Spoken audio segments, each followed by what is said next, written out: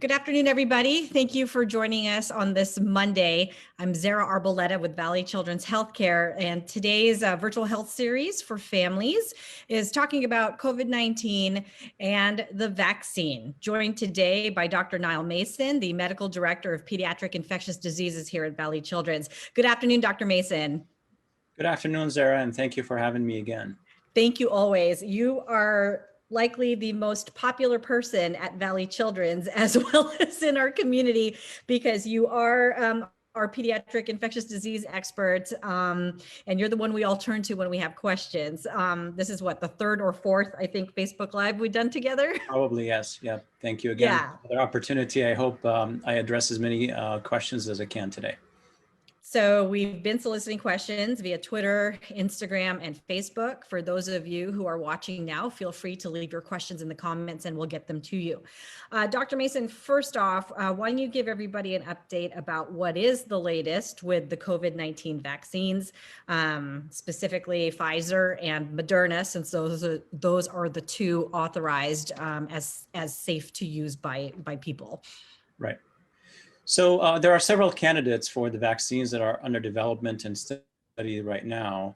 The update, as you heard, as most of you heard, is that the two of them that depend on this technology that's called messenger RNA or mRNA. So these two vaccines, one from Pfizer and BioNTech company, the other one is from Moderna. These two recently got the authorization from the FDA for emergency use.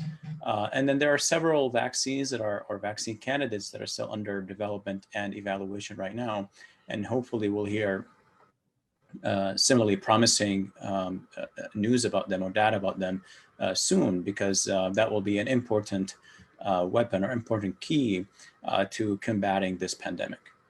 So first off, people at home should know that you practice what you preach. You believe in the science of these vaccines and you already received it. I did. So last Wednesday, I was fortunate to be one of the first people to actually receive the vaccine here in the area. And I'm happy to say that I have not encountered any side effects, any adverse reactions so far. Okay, that is great to hear. And then a reminder for folks too, this is 2 doses that are required. So you get your second one a few weeks from now, right? Right. So depending on which vaccine folks will get, the Pfizer one, the booster dose is in 3 weeks. The Moderna one, it's in 4 weeks from the first one. Okay, so let's get to the questions because there are so many questions here. One of the top ones we get is, if I already had COVID, don't I already have immunity? Do I still need the vaccine? Likely, yes. So that's a recommendation from the CDC right now. And there are different reasoning behind it. First off, we don't know how long immunity lasts or if there's any prolonged immunity after someone gets infected, and how that compares to the immunity that someone will get from receiving the vaccine. The thought is that the immunity generated by the vaccine might be more prolonged or more sustainable than the one from the infection. And that's why at this point, even if someone had the infection before, it is still recommended that they get the vaccine. Now, the priority or their rank of when they can get the vaccine will probably be affected by the fact that they've had the infection before, because the chances of reinfection are very low within 90 days from the infection itself. So if someone had an infection within the past 90 days, they're unlikely to qualify for the vaccine now. It'll probably be delayed till after. And then there's more and more information being gathered about the longevity, basically, of the immunity generated between the natural infection and the vaccine to see which one is better. So we may have different recommendations down the line, but at this point, even if someone had a previous infection, the recommendation is to go ahead and get the vaccine. Okay. One of the questions, we received a lot of questions regarding, from women regarding fertility, pregnancy, breastfeeding. And so one of the top questions we received is the vaccine safe for breastfeeding women? So I'm going to address pregnancy and breastfeeding women together because they're relatively similar, although there are some differences. So the studies that evaluated the safety and the efficacy of these two vaccines included more than 70,000 people. And some of these 70,000 people became pregnant during the trials. And they are being followed until now to see if there's any effect on of the vaccine on the pregnant mother herself or on the product of the pregnancy, the baby or the fetus. And so far, it does not seem there are any risks on the mother or the fetus. And similarly for breastfeeding women, it does not seem that there's any effect. But again, these are very small numbers so far. When these studies were designed, they were not designed to study the effect or the safety and the efficacy, particularly for pregnant and breastfeeding women. It's just something that happened throughout the course of the study. We have more reassuring data in that regard, is that when they did animal studies for both of these vaccines, the Moderna and the Pfizer vaccine, when they looked at the effect on pregnancy, on babies, on fetuses, and also for breastfeeding, did not seem that there was any bad effect from the vaccine at all associated with that.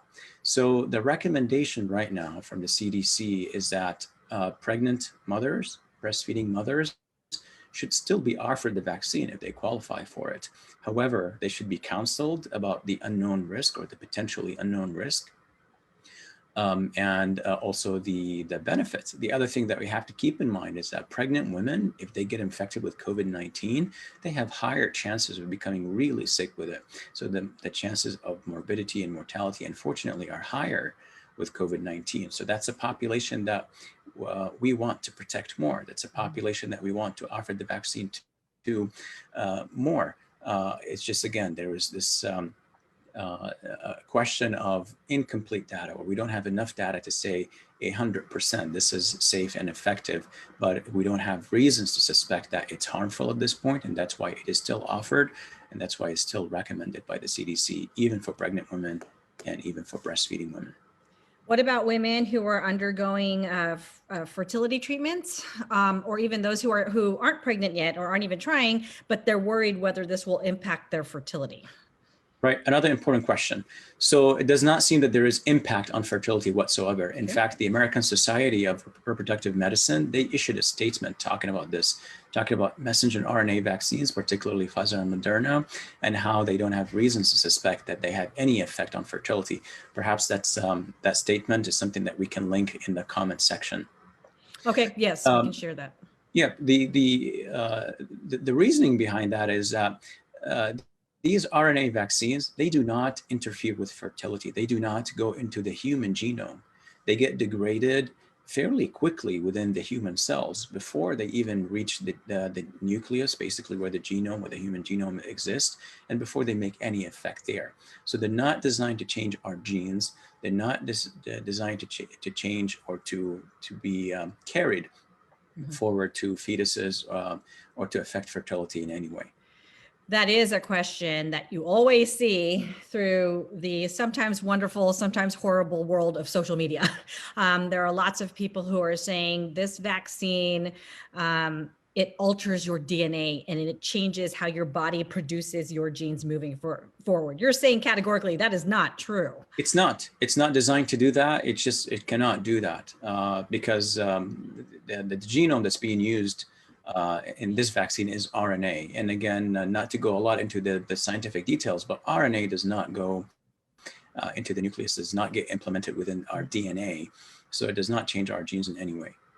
Something I saw on social media was you said it's messenger RNA, that someone said it's like your body getting an email, and the email instructions teach your body how to attack the COVID virus, and then they just go away. That is completely true. Yes, that's actually a very good analogy. That's basically what these vaccines are. They equip our cells. They give our cells these instructions that our cells use to produce the proteins that are very similar to the viral proteins. And then when our immune system sees these proteins, they react to them. They develop these antibodies, and these antibodies are the ones that produce the immunity that should protect us from getting the infection. So a lot of questions have been coming up related to how quickly it seems that this vaccine was developed. And there are lots of questions about, is it possible for something that was developed so quickly to be safe? Another one, are there cells of an aborted baby in the COVID-19 vaccine? There are a lot of questions about the ethical perceived problems in the development of this vaccine. Sure. That's these are also important questions. I'm going to start with the first one, the speed of how we've come to having a vaccine within less than a year. So to me, that's something worth celebrating rather than being a reason for doubt or skepticism. There are a lot of resources that were deployed, that were made available to the process of developing these vaccines that were not necessarily deployed to the efforts of making other vaccines for obvious reasons. This pandemic has affected the world entirely in a way that is unmatched. You look around you right now, offices are closed, gyms, schools, universities, you can't travel, easily anywhere. It's just affected this world entirely. And that's why the government, the private sector, pharmaceutical companies, scientists, they all came together and they worked on the development of these vaccines under the umbrella that many of us have heard of so far. It's called Operation Warp Speed. Very, very important collaborative that actually allowed for us to have vaccine within less than 1 year, where again, different resources, whether it's money or other resources that were made available for the effort of making the vaccine until we get to this point. The other thing that we have to keep in mind, the COVID-19 pandemic is a novel virus. The virus that causes the COVID-19 is a novel virus. However, we have experience with coronaviruses before. So this isn't entirely something new that we have not dealt with before.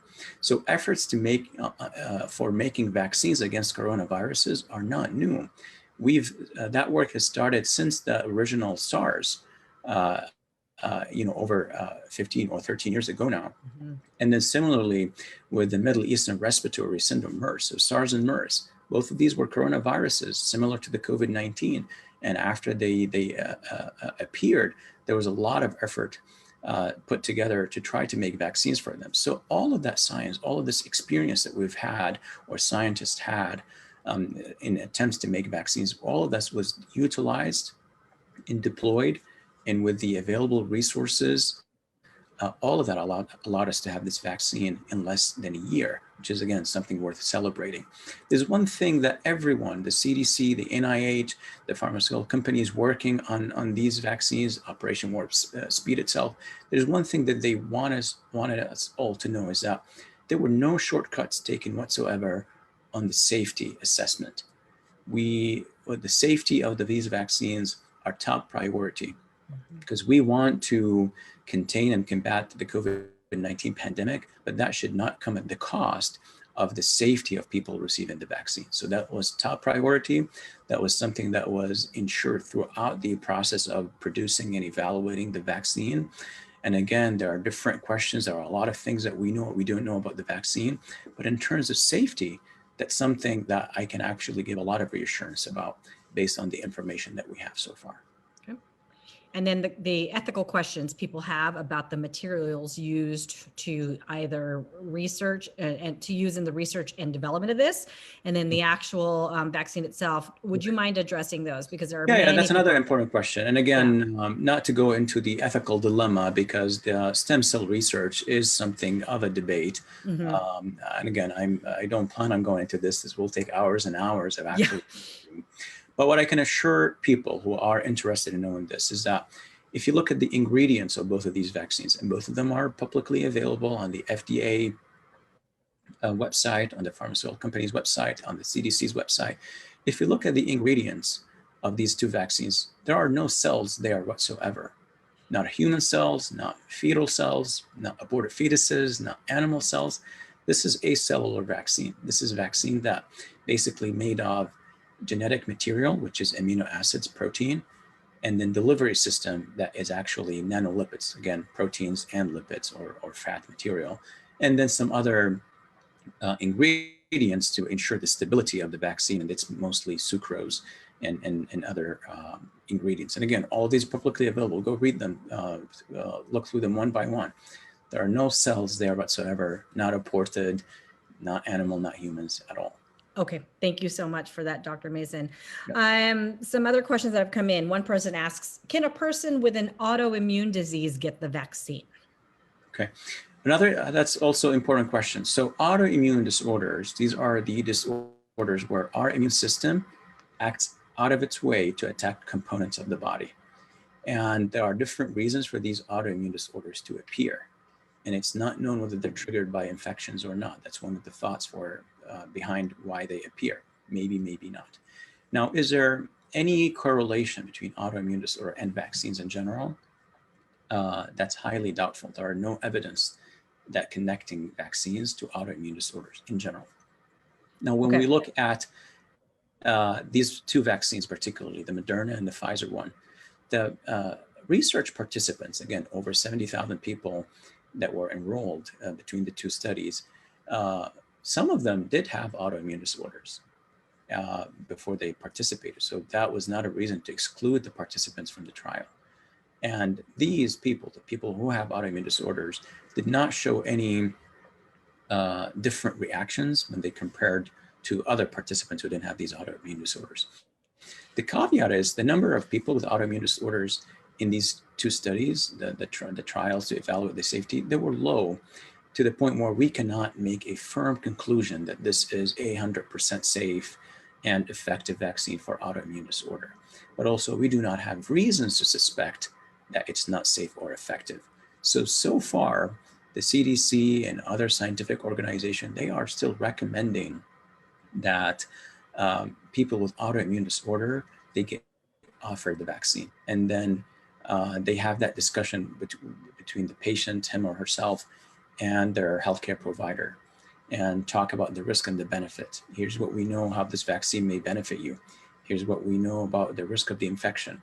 Here's what we know or don't know about the risk of this vaccine for someone like you. And then based on that, an informed consent or informed decision should be made on a case-by-case basis to see whether that particular person should or should not receive the vaccine. So just to summarize, we don't have reasons to suspect that the vaccine causes autoimmune disorders.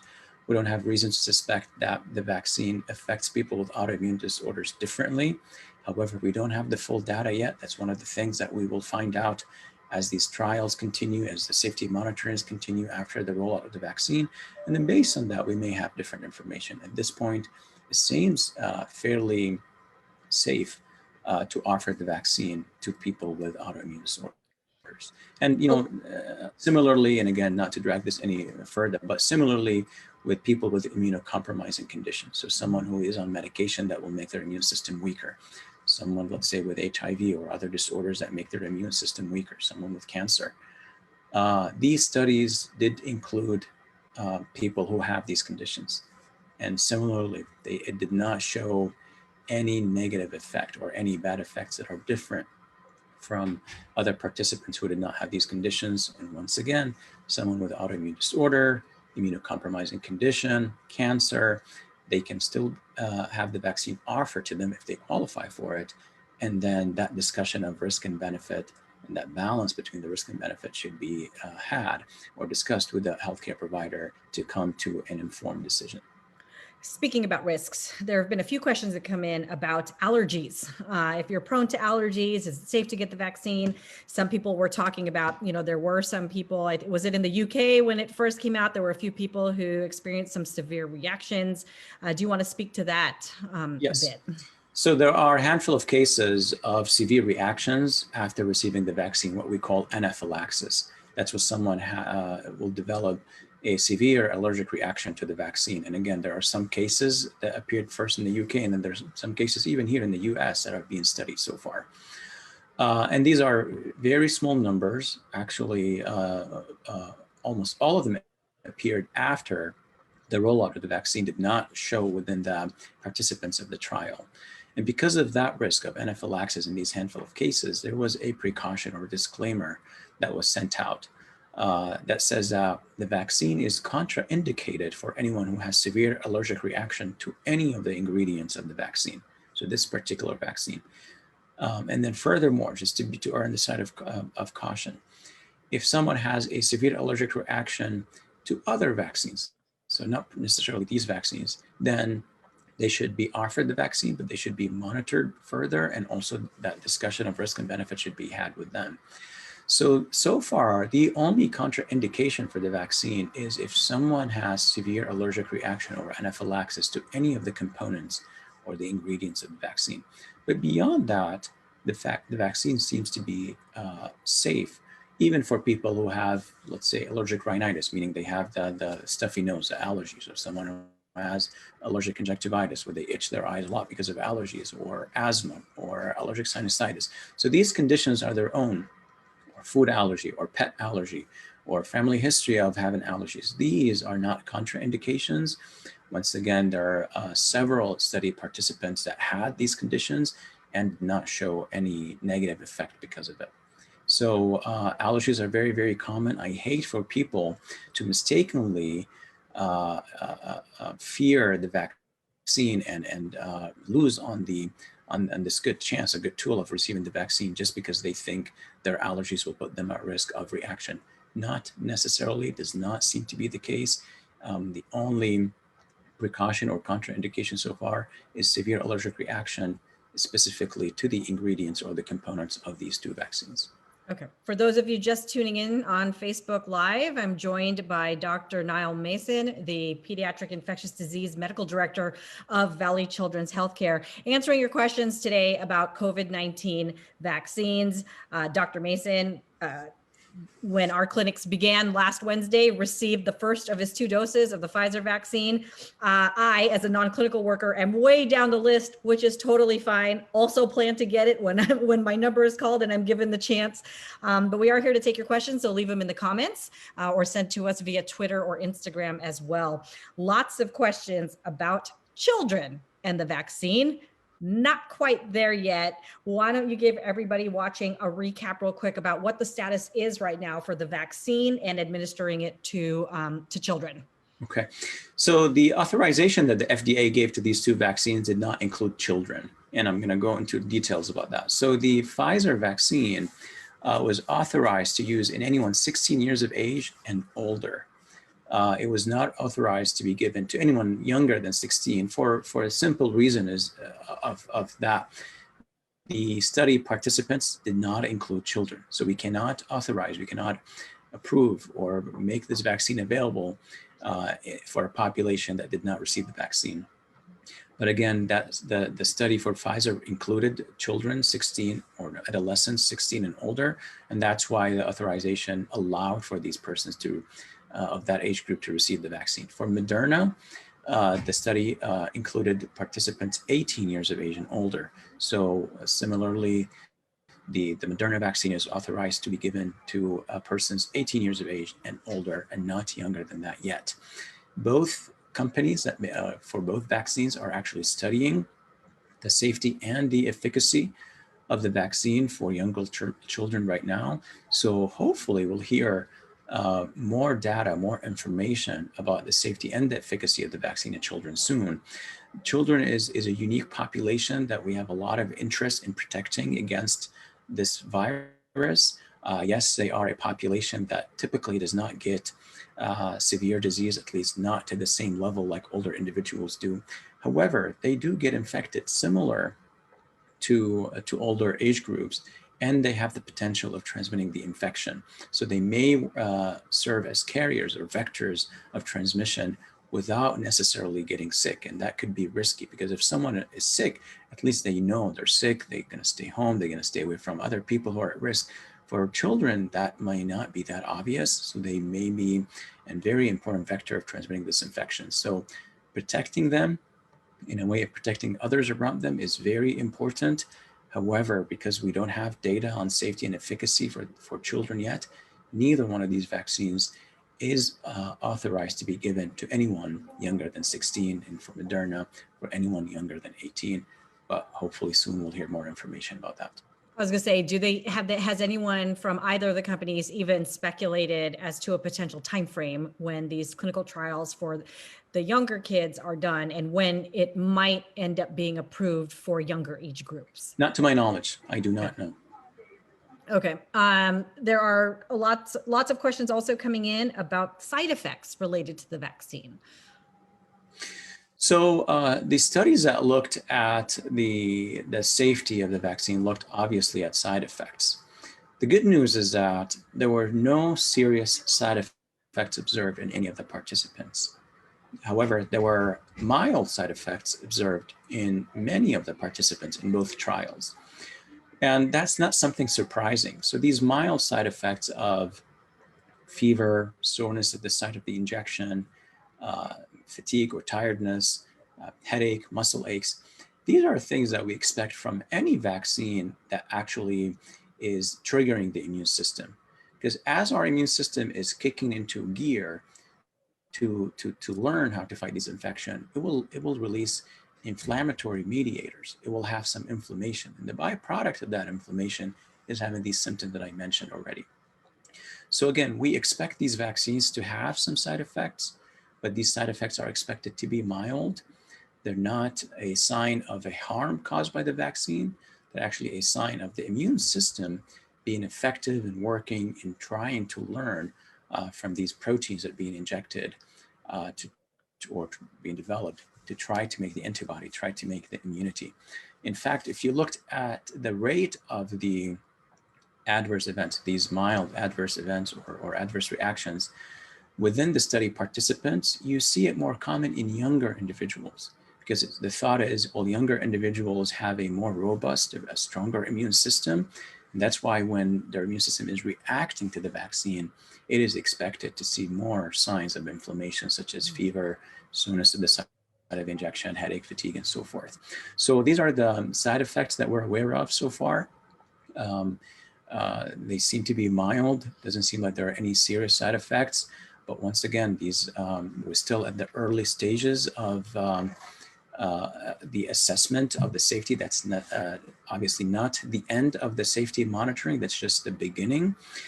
Even after the rollout, the CDC and other organizations, they have different methods of capturing and monitoring for side effects and make sure that we react to these side effects immediately to try to prevent them. So if there is a serious side effect identified, then we have good monitoring systems in place to identify, to pick on that side effect and make sure it's reported, make sure it's mitigated. So again, the safety monitoring is still ongoing. So far, the side effects appear to be mild. Doesn't seem that there is a risk of severe side effects. Okay, someone is asking, or that actually, before we get to another question, that actually reminds me, one question I saw even from our internal staff is there a live virus or a dead virus in this shot, in these shots? No. So this is a synthetic vaccine that has the genetic code, that has a genome, or at least a piece of the genome of the virus. That's all. And it's not even taken from a live virus. It's synthetically made to replicate the genome of the virus. So there's no live virus. This vaccine is incapable of giving the infection to anyone. It's incapable of even altering the test result, because I got asked that again before as well. Well, if I get the vaccine, will that cause the swab from the nose to be falsely positive? No, it should not. It has nothing to do with that test. The test looks at a different target than the target that's designed by the vaccine. So no, it does not have live vaccine, should not give anyone the infection, should not alter their test results. Okay. Someone asked this, and I don't know if it's a Valley Children's family member or if it's the public, but someone asked, will the vaccine be mandatory? I wonder if they're thinking, schools require MMRs, you need to have your measles, mumps, rubella shots, all of those shots. But I don't know if they're talking about that type of mandatory or maybe mandatory for our staff and physicians. Maybe you could speak a bit to both. So I highly doubt that this vaccine will be mandatory. Once again, this vaccine is not authorized for children yet, let alone being mandated. Mm-hmm. So we can't give it to children. And I would find it extremely unlikely for this to be mandatory. I think this is a vaccine that offers us a very good way, a very good tool to combat this pandemic. It could potentially be our only hope for combating this pandemic. But despite all of that, I don't see it being mandated. Okay. And then if it is one of our Valley Children's staff members, no, it is not mandatory here at Valley Children's for you to receive your vaccine. So if you're worried about that, no, Valley Children's not forcing anybody to take the vaccine. Yeah, and I don't think even schools will Again, it's hard to tell. We don't even know whether it's going to be approved for children or not. But I find it unlikely for this to be something mandatory before school entry. So another question that came in, if I get the shot, can I still carry COVID-19 and transmit it? And along those lines, if I get the shot, do I still need to do things like social distance and wear a mask? So can someone get the infection after receiving the vaccine? The answer is yes. The study showed that the efficacy was 94 to 95%. That means 5 to 6% of people, even after receiving the vaccine, they did not develop immunity. They did not react to the vaccine. So there's at least that chance. Furthermore, that efficacy was assessed based on having symptomatic disease, meaning someone obviously ill with the infection, but did not necessarily look at the chances or at the efficacy of preventing asymptomatic infection, meaning having the infection, being able to transmit the infection without showing any symptoms. We don't know how efficacious these vaccines are in preventing that scenario of someone catching the virus without showing signs of it. So because of that, because we don't know whether someone will develop the immunity after it completely or not, we don't know whether the vaccine will prevent asymptomatic transmission completely or not, the recommendation is still to continue with social distancing, with mandatory face covering or masking, hand hygiene, all of these measures basically that are helping us mitigate the risk of this pandemic so far. And while we're talking about this, I just want to plug in another reminder here. The vaccine, again, is a very important tool for us to combat this pandemic, but it's not the one that's going to help us with this current peak that we're dealing with COVID-19. If you look at the numbers right now, it's really frightening. We're talking about 250,000 of new cases identified every day in the US, 250,000 every day. We're talking about nearly 3,000 deaths, if not more, every day. To put things in context, this is like having the fatalities of 9/11 every day over the next couple of weeks, if not longer. And the vaccine, again, despite of how promising things are, on its own is not enough to stop this. What we need to stop this right now, what we need to drive these numbers down, is to continue to follow these measures of social distancing, stay home if you're sick. If you have to leave the house, put a mask on, hand hygiene, all of these things that I've been doing. I know people are tired. They don't feel like they want to do these things anymore, especially around the holidays. That's the time usually where families and friends come together, congregate, have parties or whatever. Unfortunately, if we do that this year at the same capacity without taking these preventive measures, we will be contributing to the worsening numbers of this pandemic. So please, it's more important now than ever. Christmas, is around the corner later this week. So just keep these things in mind. Yes, we're celebrating the news of effective and seemingly safe vaccine, but that alone will not help us with this current peak. That's something that will hopefully help us later down the line. Yeah. Sorry if I took a long time answering this question. No, you did. It's a very important point, and I wanted to make sure that people understand it. No, absolutely. There's this very real feeling among all of us, me included, where it's like, I'm just tired. I'm tired of not seeing my family. I'm tired of not seeing my friends. I'm tired of literally living in my house 24/7 because I can't go to work.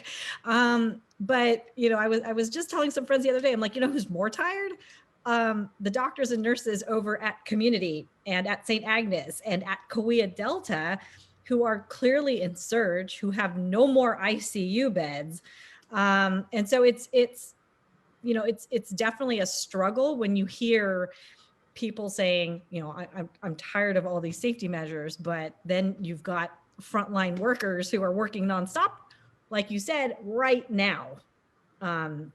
Sorry, that's my little tirade. I didn't mean to go tirade, but Community sends out their numbers every day. And just a few days ago, they had 300 plus COVID positive patients in their hospitals. And then they had 300 plus staff members who were in quarantine at home.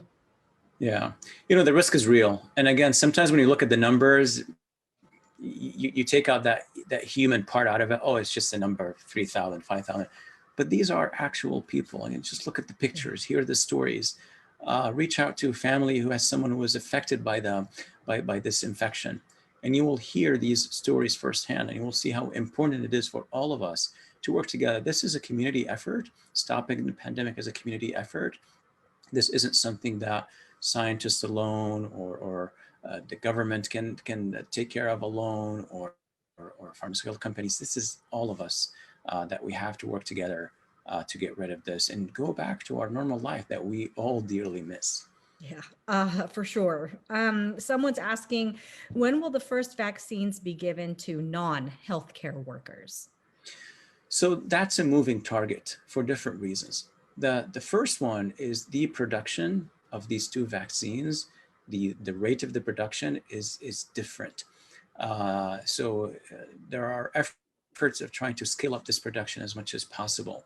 But I've just heard recently, like many of you probably heard, that there was shortage in some of the basic material that they need for production and for distribution of these vaccines. So that is one factor. The other factor is we have so far 2 authorized vaccines. There very soon there may be a third one, or even fourth. The results of the Johnson & Johnson vaccine trial, for example, is expected to be announced soon. So that may also be another game changer. If we have 3 vaccines with 3 different production lines, then maybe that timeline will change.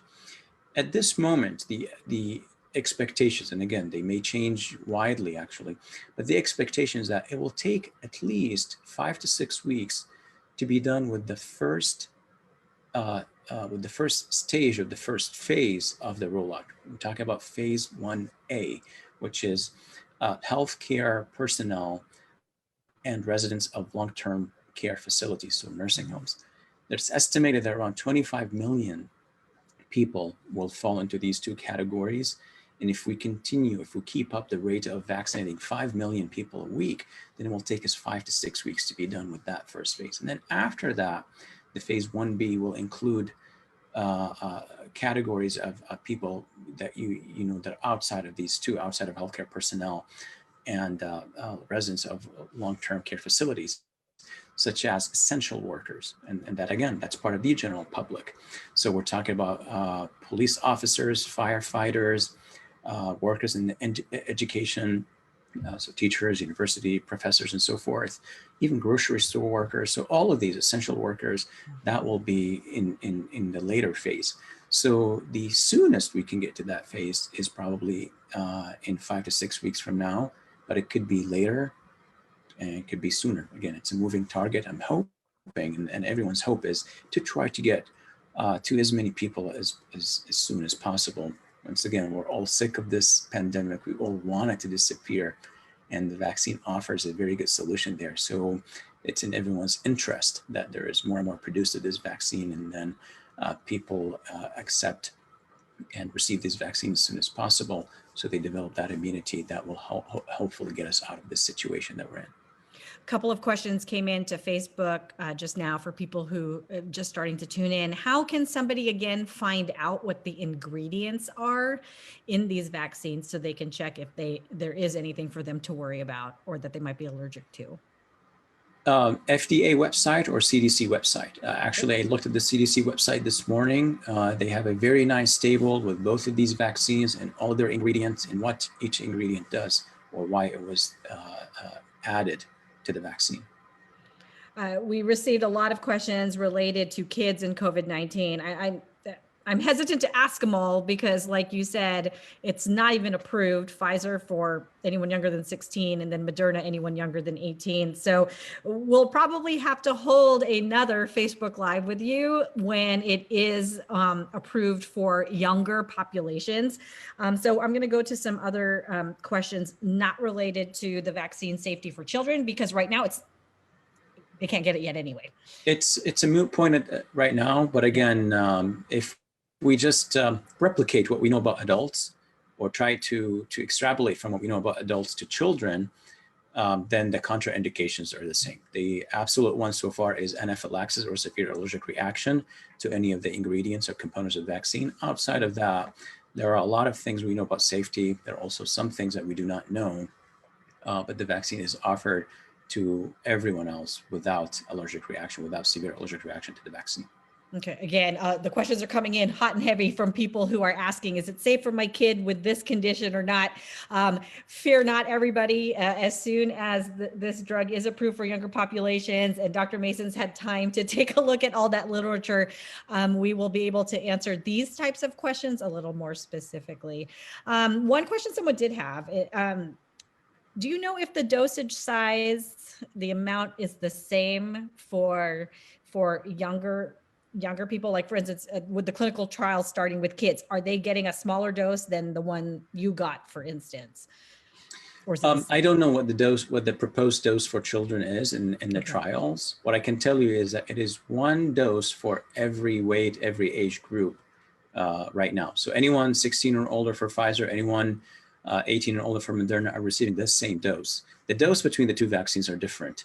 So the Moderna dose is 3 times actually higher than the Pfizer dose. But again, we're comparing apples to oranges here. Yeah. But so to summarize, the dose is the same for regardless of the age group.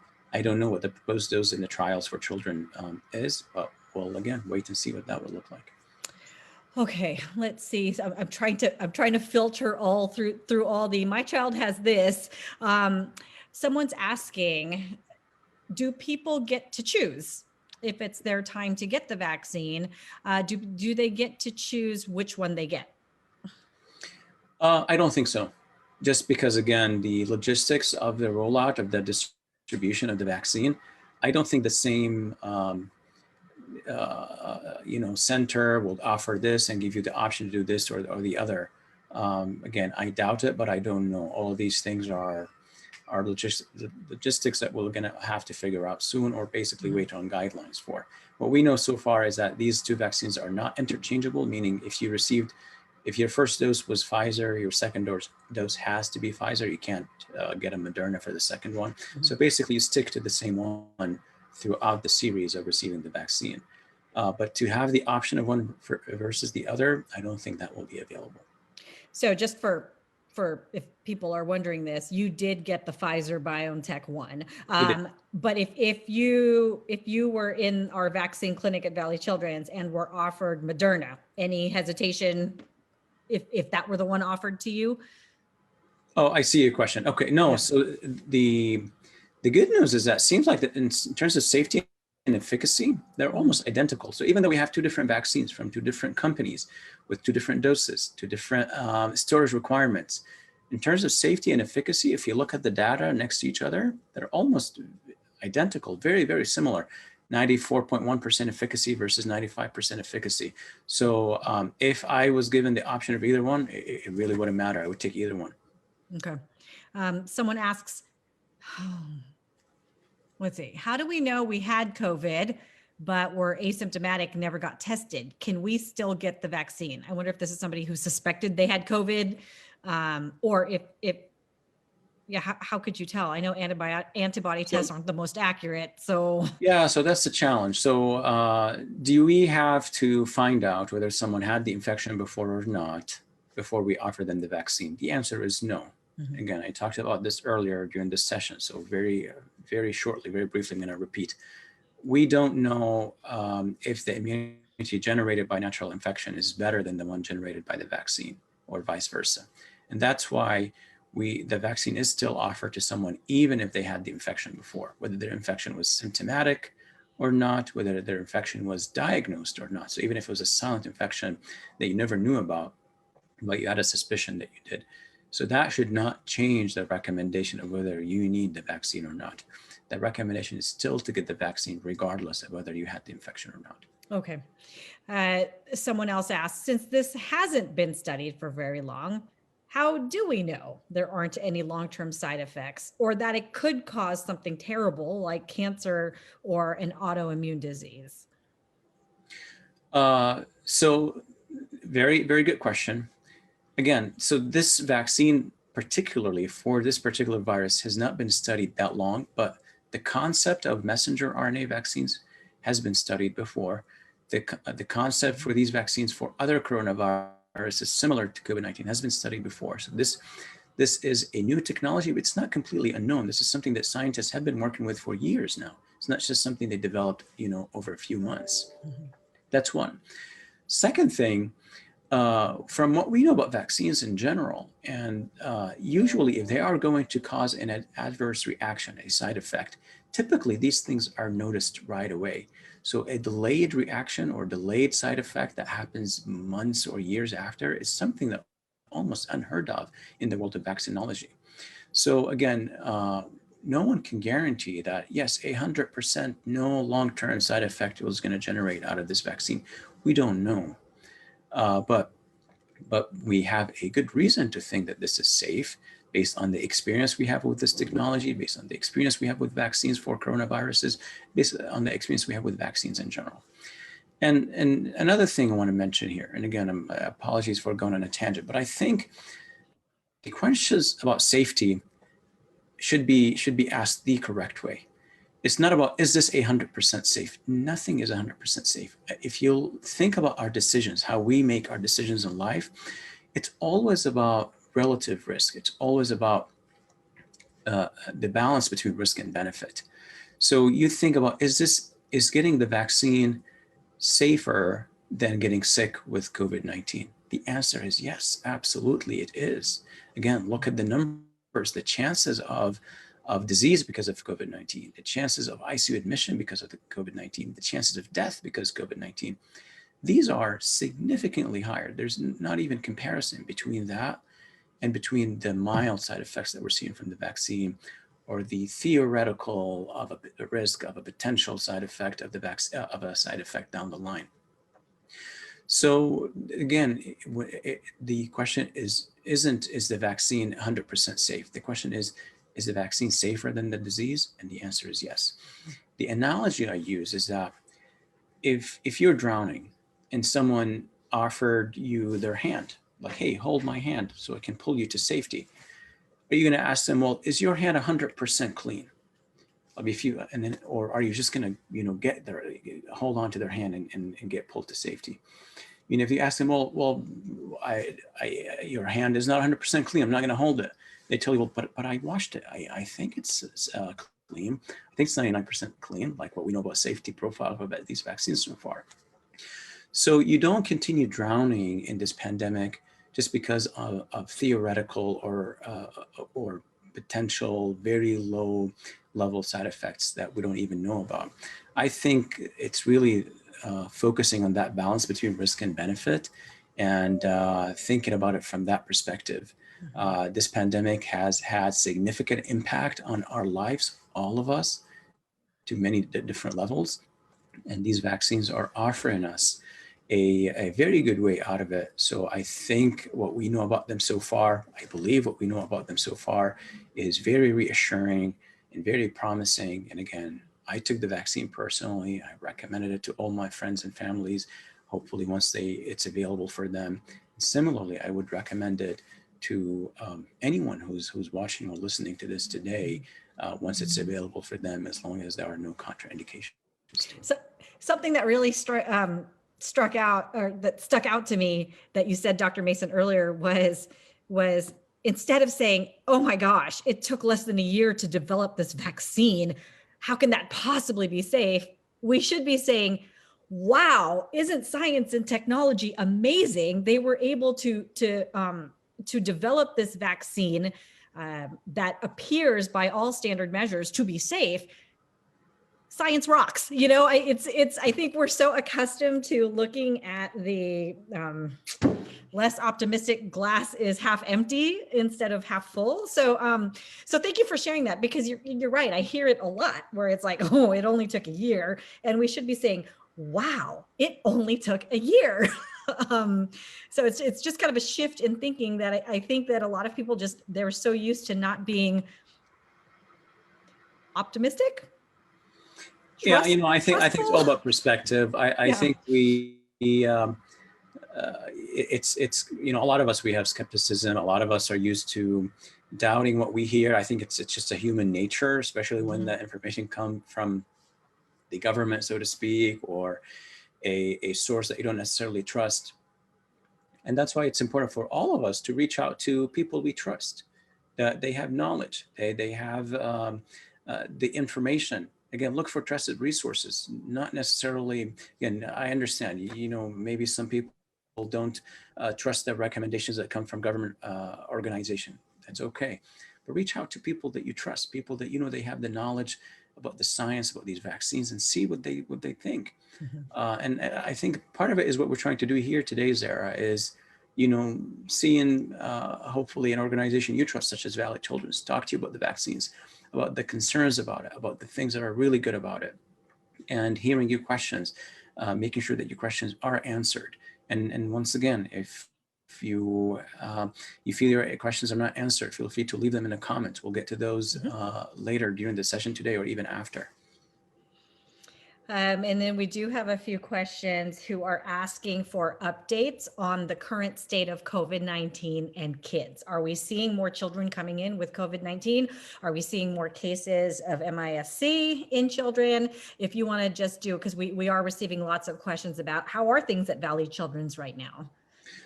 We are seeing this surge like all the other hospitals around us are seeing. Again, if you look at the numbers in California in general, the number of new cases of death, hospital admissions, ICU admissions, all of these are increasing, and they are increasing significantly. We are seeing something similar here at Valley Children's.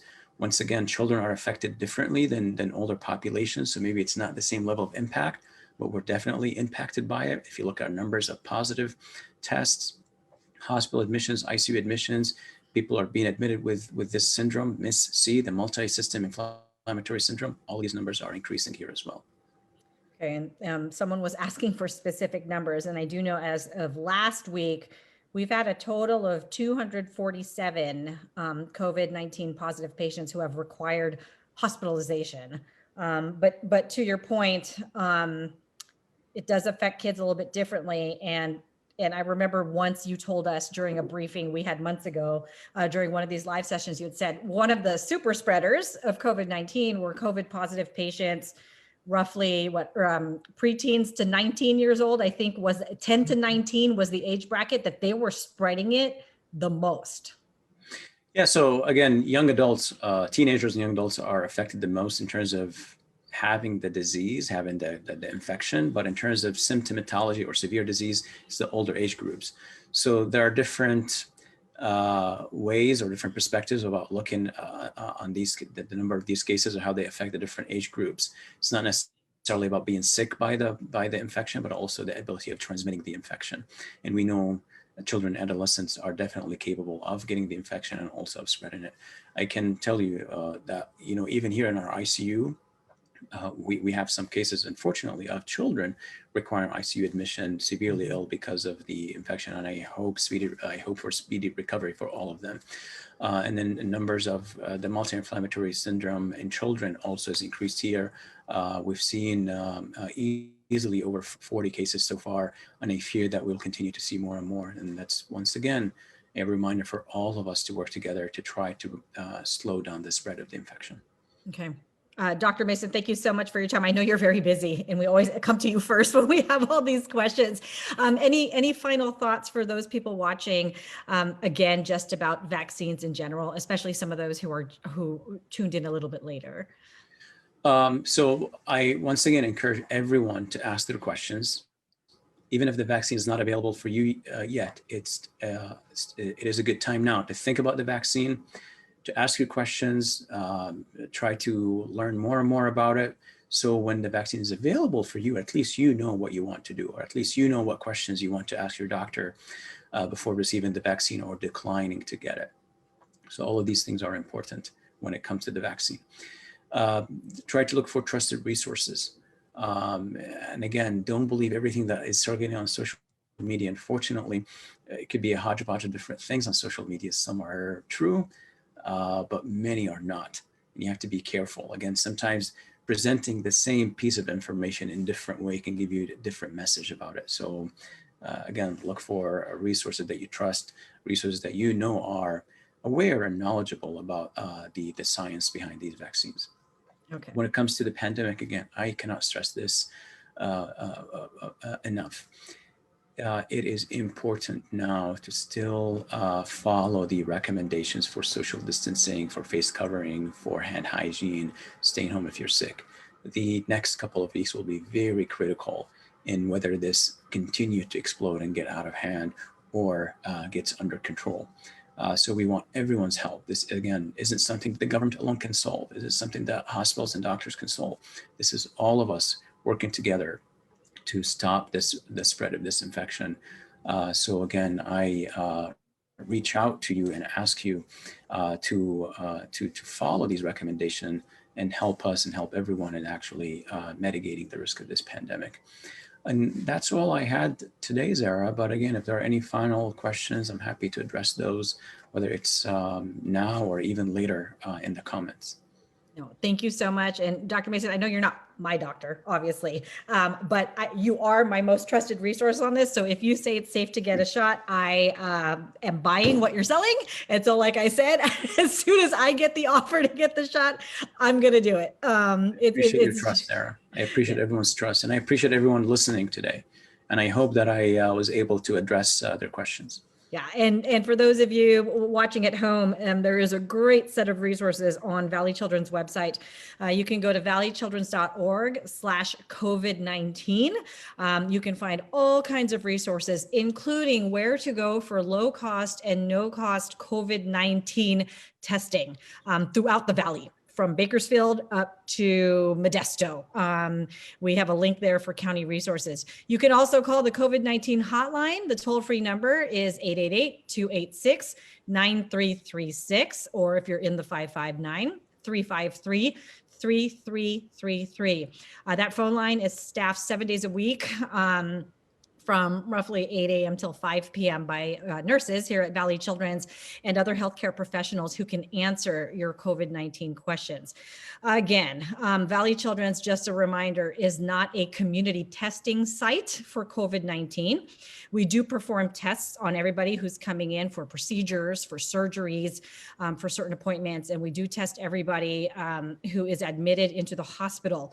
Of course, if you are showing symptoms of COVID-19 and need medical attention, come to our emergency department. But if you are just looking to get a COVID-19 test for you and your family, please check valleychildrens.org/COVID-19 for, again, a list of resources throughout the county for you to get your COVID-19 test. On behalf of Dr. Mhaissen and all of us here at Valley Children's, thank you so much for your time. Have a good day. Have a safe Merry Christmas.